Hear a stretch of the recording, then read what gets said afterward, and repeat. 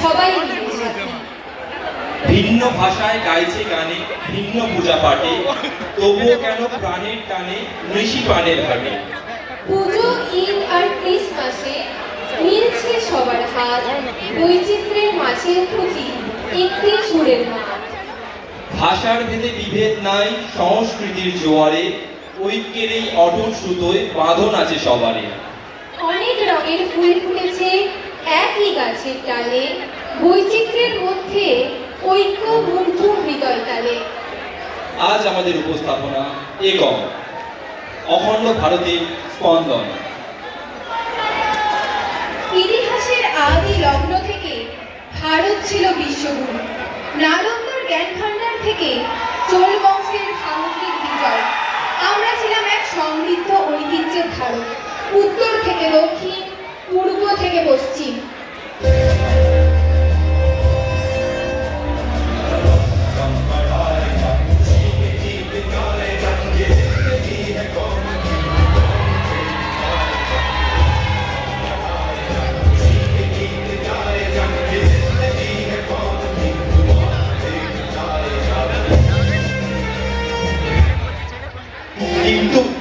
কিন্তু বিভেদ যেখানে থাকে সেখানে পতন অনিবার্য। জাতিভেদ, ছোট ছোট রাজ্য আর সংকীর্ণ স্বার্থের আমাদের ঐক্যের ফাটল দিয়ে বিদেশি শক্তিরা প্রবেশের সুযোগ পায়।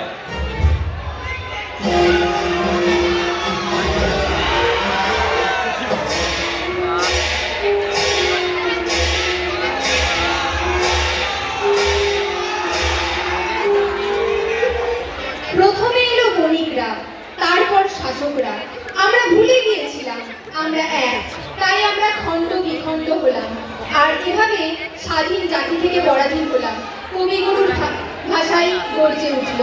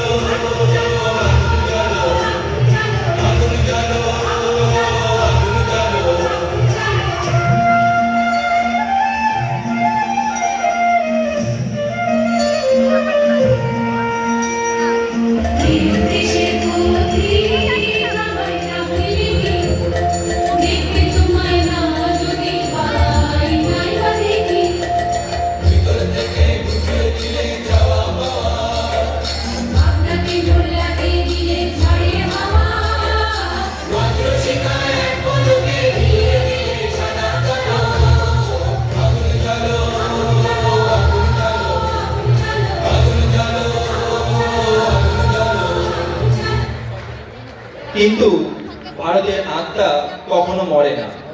হিমালয় থেকে ভারত মহাসাগর আবারও জেগে উঠল।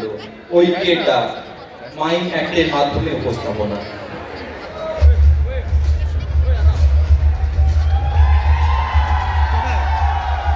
একটু পড়ে যাবো, হয় না? একটু পড়ে যাবো। এই হিরক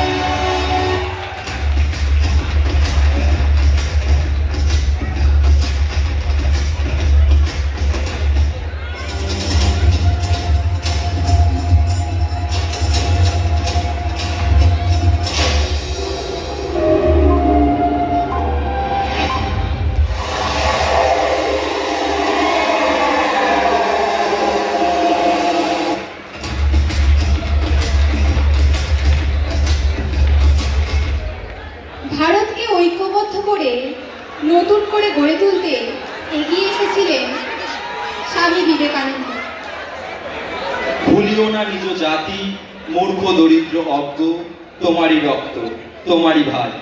মহাত্মা গান্ধী। বৈচিত্র্যের মধ্যেই ঐক্য বজায় রাখার ক্ষমতা আমাদের, সভ্যতার সবচেয়ে বড় পরীক্ষা এবং সৌন্দর্য। রামকৃষ্ণ। তোমাদের চৈতন্য হোক। সর্দার বল্লভভাই প্যাটেল। একতা ছাড়া জনশক্তি কখনোই শক্তি নয়, যদি না তাকে সঠিক শৃঙ্খলায় ঐক্যবদ্ধ করা হয়।